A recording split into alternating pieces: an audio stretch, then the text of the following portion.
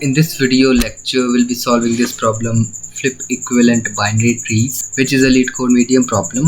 In this problem, we're given a binary tree T and we can define a flip operation as follows. So we choose any node and swap the left and right child subtrees. That is called a flip operation. So a binary tree X is flip equivalent to binary tree Y if and only if we can make tree X equal to tree Y after some number of flip operations. So if I can convert my binary tree X into the binary tree Y with some possible number of operations, then these trees X and Y are equivalent, or more precisely they are flip equivalent. Fine. So in this problem we're given the roots of these two binary trees, root 1 and root 2. We have to return true if the two trees are flip equivalent or false otherwise. So in the input we'll be given the root 1 and root 2, while in the output we just have to return a boolean variable representing whether the two trees are flip equivalent or not. Fine. So let's see the constraints of the problem. The number of nodes in each tree is in the range from 0 to 100, while each tree will have a unique node values in the range from 0 to 99. So let's better understand the problem statement using an example. So here we have our exemplar test case. It has been taken from the problem statement itself. So let's see if these two trees are flip equivalent or not. So let's start from the root node. So these nodes are they match. Then I check its left subtree. So this is root 1. So this is tree 1. So let's call it X. Let's call it Y.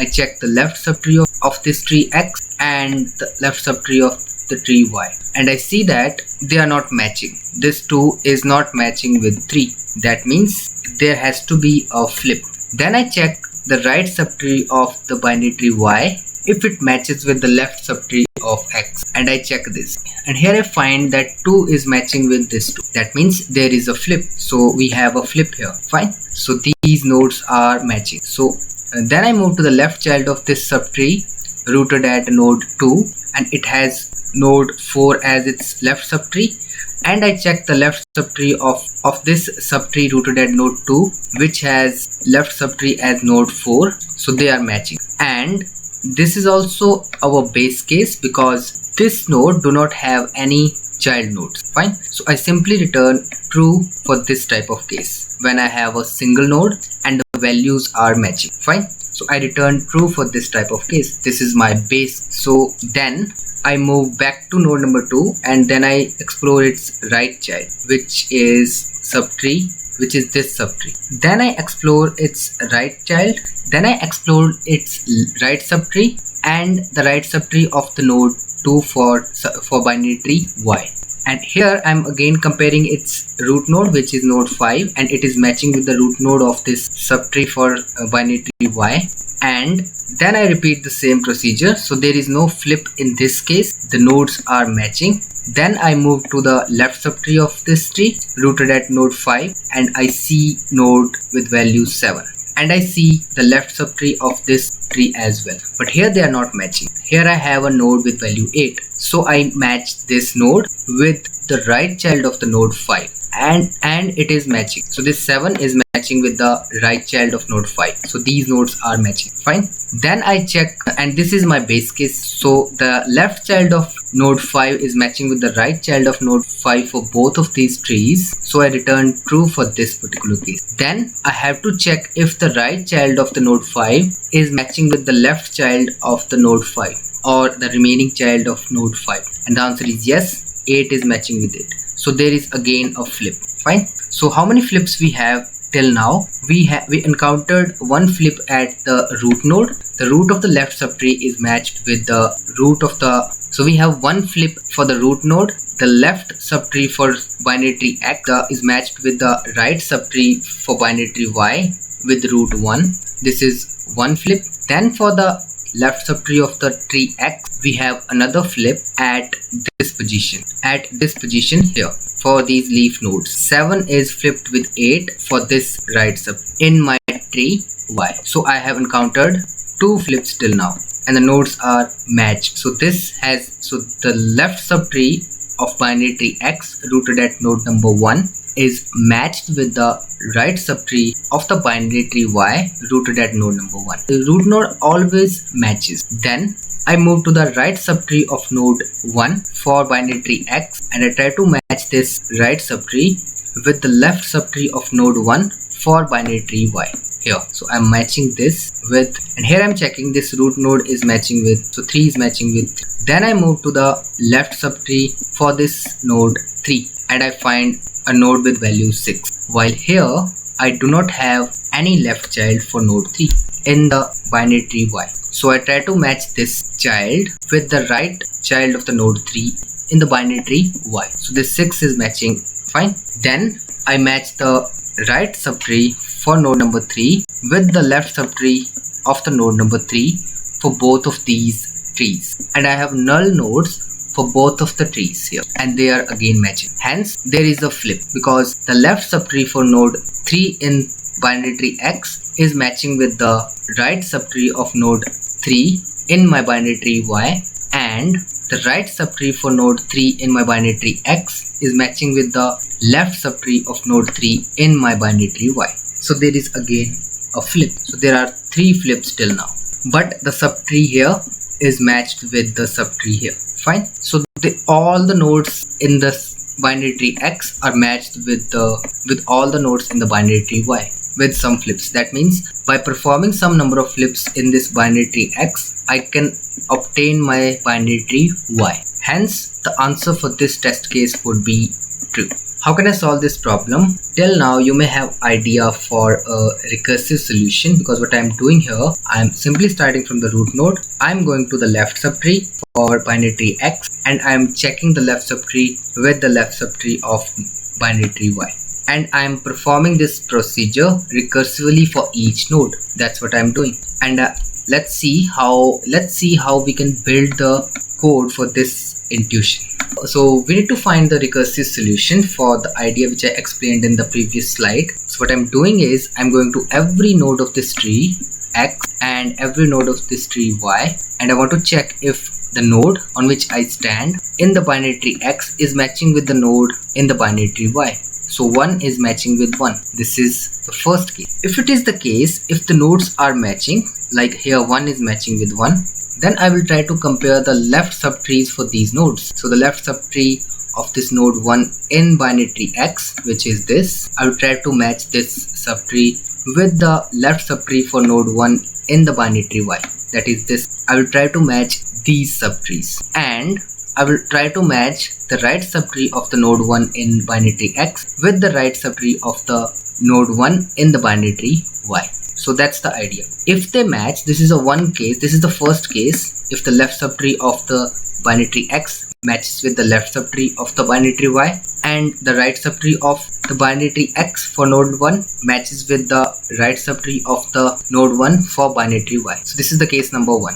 But in case there is a flip, in that case the left subtree for node number Y in binary tree X must match with the right subtree of node number 1 in binary tree Y, and the right subtree of node number 1 in the binary tree X must match with the left subtree of node number 1 in the binary tree Y, which must be true. And so this is case number fine. So let's write a little bit of pseudocode for these cases which I explained here. So I will define a function, let's call it flip equivalent, which takes in the roots of these trees, so root 1 and root 2. So I will try to write down the cases which I explained here. That is, so here's my flip equivalent function which takes in the root 1 and root 2 for the binary tree X and Y, and check if they are flip equivalent. So here I have exactly 2 cases. The first case which I explained is the left subtree. So what I'm here checking, if the binary tree X is the flip equivalent of binary tree Y, that's what I'm checking here, because I'm passing root 1, which is this, and root 2, which is this, and I have to call the same function for its and this must be true for its left subtree and for its right for binary tree X and for binary tree Y. So I have to call the same function for the left subtree and for the right subtree for both of these trees. How would I find my recurrence relation? So this function basically returns me a Boolean variable. So there can be two cases which I explained in the previous slide. The first case is, okay, so what I'm doing here, I'm checking if, so this is the case number 1. What I'm doing here, for binary tree X and Y, I'm checking if the left subtree for binary tree X and the left subtree for the binary tree Y are flip equivalent. So I'm comparing this subtree with this subtree, and if they are flip equivalent, then the right subtrees for both of these trees must be flip equivalent. So this condition must be true for the right subtree, which I handled here. So these both functions must return true. What I'm saying here, the left subtrees of both of these binary trees are flip equivalent, and so the right sub. This is case number 1. So we have two cases. Either this case must be true, or the another case is, okay, so this is case number 2. So what I'm doing in case number 2, so this case handles if there is a flip. That means the left subtree for binary tree X is matching with the right subtree of binary tree Y, and the right subtree of binary tree X is matching with the left subtree of binary tree Y. So this is the case number 2. Fine. One of these two cases must be true. So I will return the result of this condition right from here. So this is OR operation and this is AND operation. Fine. So this is my recurrence relationship for this flip equivalent function. So what is the base case? The first base case is if the root 1 is equal to root 2. So what does that mean? So if root 1 is equal to root 2, if root 1 equal to root 2, so what does that mean? When do these roots are equal? So they are equal. So I'm comparing pointers here. So when these two pointers are equal, so the pointers to the left subtree and to the right subtree are altogether different, although the values in the nodes are same, but the pointers are different. So when does the pointers becomes equal for left and right subtree? This is the case they are equivalent when they are both null. So in that case I will return true from here because I'm encountering null pointers from both the trees. Otherwise we have two conditions here. The first condition is that if the root 1 is null, then we have another base case where we have to return false. That is, maybe we have exhausted tree number X. In that case root 1 becomes null. So in case one of the roots become null, that is, we have in one of the trees I have no remaining nodes to compare with the nodes in the other tree. That is one of the cases where we have to return false. So that's what I'm handling. Either root 1 becomes null or root 2 becomes null, or the very naive case where we simply do not have same values in the nodes which we are comparing. In this case I will return false. So these are the base cases which I have handled here. So let's see the implementation in the next. So this is the implementation. This is my flip equivalent function which takes in the root 1 and root 2. These are the base cases which I explained in the previous video, and this is the recurrence relationship. There are exactly two cases and one of them must be true, and exactly one of them is fine. So let's discuss the time and space complexity for the idea explained here. Let's analyze the time and space complexity for the idea explained in the previous slides. We can see that we are parallelly traversing both of the trees. So whenever I exhaust one of the trees, I stop my process right there. So that means, so let's say if the tree number 1 has nodes n1 and tree number 2 has nodes n2. If n1 is lesser than n2, then I have to explore exactly n1 nodes. In other case, if n2 is lesser than n1, then in that case I have to explore n2 nodes in my process, because I have no remaining, because after exploring minimum of these two variables, I have no remaining nodes in the other tree to compare with. Fine. So that's the time complexity, that is min of n1 and n2. And the space complexity for the given implementation is min of h1 and h2, where h1 and h2 represents the height of the trees, because these are the number of call stacks that we may have at max in our call stack, because these are the number of function calls that we may have in our call stack. Fine. So while traversing a tree, I can call the flip equivalent function at max equal to the height of that tree. Okay, so that's why the space complexity would be min of h1 and h2. This is not the auxiliary space which I use, rather it is the stacks, while the auxiliary space used for this particular solution is constant. Because fine. So that's time and space complexity. Let's jump into the code implementation part.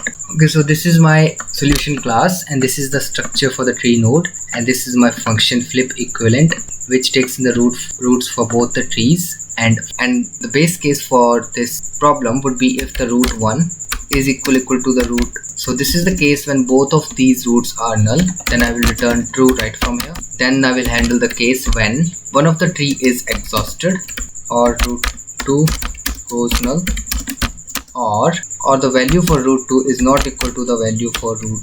In these cases I will return false. Otherwise I have to call the function flip equivalent for the left subtree of first tree and for the left subtree of the second tree, and then I will handle the second case in which the left subtree for the first tree is flip equivalent to the right subtree of the second tree, and the right subtree of the first tree is flip equivalent to the left subtree of the second tree. So that is the case which I am handling. Okay, so this is the implementation in C++.